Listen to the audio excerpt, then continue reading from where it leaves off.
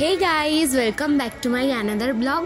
আর বিয়ে বাড়িতে বিনা নিমন্ত্রণে প্রবেশের পর আমার পালস রেট এতটাই বেড়ে গিয়েছিল এবং আমার মাথাটা এতটাই হেট হয়ে গিয়েছিল, আমি ওখানে কি হয়েছে সত্যি বলতে দেখিনি। এখন তোমাদের সাথে আমিও ভিডিওটা দেখছি।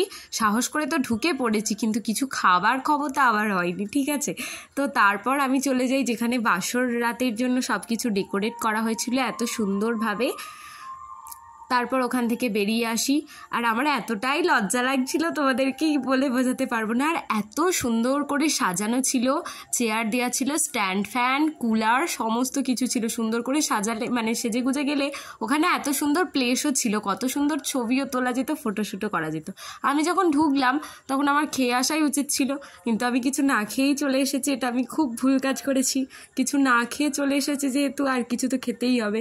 তাই মনে দুঃখ নিয়ে নদীর পাড়ের হাওয়াই খাচ্ছিলাম, আর এখন তোমাদেরকে সেটাই খাওয়াবো। বিয়েবাড়িতে ঢুকে না খেয়ে হৃদয়ে এত ব্যথা আমার, তোমাদেরকে বলে বোঝাতে পারছি না। আর ওই যে লঞ্চটা চলে যাচ্ছে তোমাদেরকে ওটাই দেখাবার চেষ্টা করছিলাম। আর এটা হচ্ছে আমার প্রথম ভিডিও, বড় ভিডিও, ওকে। তো বড় ব্লগ। তোমরা অবশ্যই আমার চ্যানেলটাকে সাবস্ক্রাইব করো, আর আমার ভিডিও ভালো লাগলে আমার চ্যানেলটাকে আমাকে লাইক করো।